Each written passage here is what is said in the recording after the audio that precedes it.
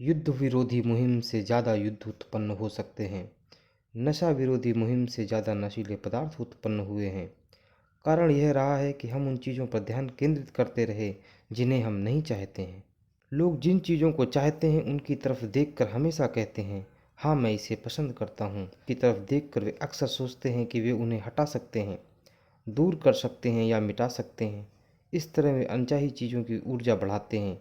हमारे समाज से कैंसर के खिलाफ संघर्ष, गरीबी के खिलाफ संघर्ष, युद्ध के खिलाफ संघर्ष, नशीले पदार्थ के खिलाफ संघर्ष, आतंकवाद के खिलाफ संघर्ष, हिंसा के खिलाफ संघर्ष, हम में से हर उस चीज़ से संघर्ष करने की प्रवृत्ति होती है जिसे हम नहीं चाहते।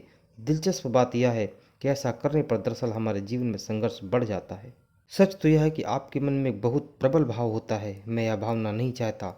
नतीजा यह होता है कि वही भावना दौड़ती है, आपके पास चली आती है। मदर टेरेसा ने एक बार कहा था, मैं कभी किसी युद्ध विरोधी मुहिम या युद्ध विरोधी रैली में हिस्सा नहीं लूंगी। हाँ, अगर आप शांति रैली आयोजित करें तो मुझे जरूर बुलाएं। अगर आप युद्ध विरोधी हैं तो इसके बजाय शांति समर्थक बने। अगर आप भूख विरोधी हैं तो उन लोगों के समर्थक बने जिनके पास खाने के लिए पर्याप्त से ज़्यादा हो। अगर आप किसी खास राजनेता के विरोधी हैं तो उसके विरोधी के समर्थक बने। अक्सर चुनाव परिणाम उस व्यक्ति के पक्ष में जाते हैं जिसका ज़्यादातर लोग विरोध करते हैं, क्योंकि उसी पर जनता की सारी ऊर्जा और ध्यान केंद्रित होता है। इस दुनिया की हर चीज़ एक विचार से शुरू हुई है। बड़ी चीज़ें बड़ी बन जाती हैं क्योंकि उनके प्रकट होने के बाद ज़्यादा लोग उसे अपने विचारों का योगदान देते हैं। नकारात्मक चीज़ों पर ध्यान केंद्रित करके आप दुनिया की मदद नहीं कर सकते।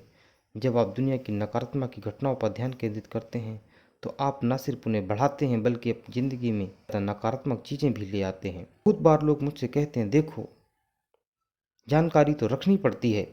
जानकारी रखने तक तो शायद ठीक है, लेकिन आपको उसकी बाढ़ में नहीं बह जाना चाहिए।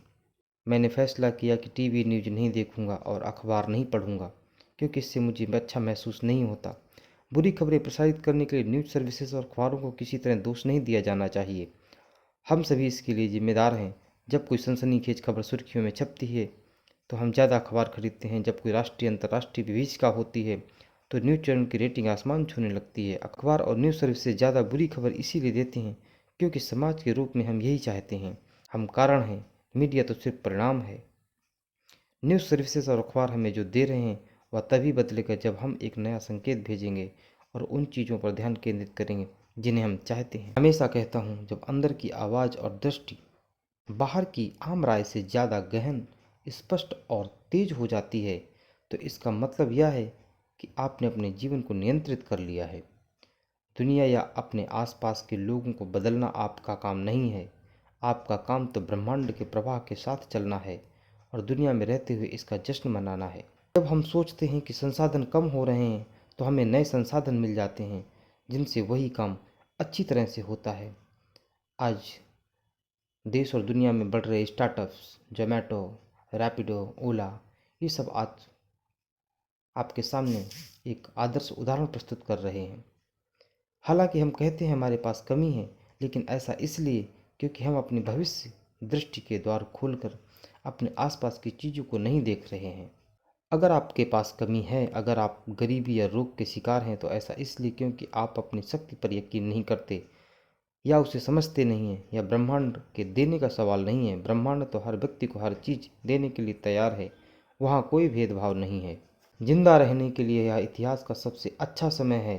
ज्ञान हासिल करने की शक्ति पहली बार हमारी उंगलियों में है।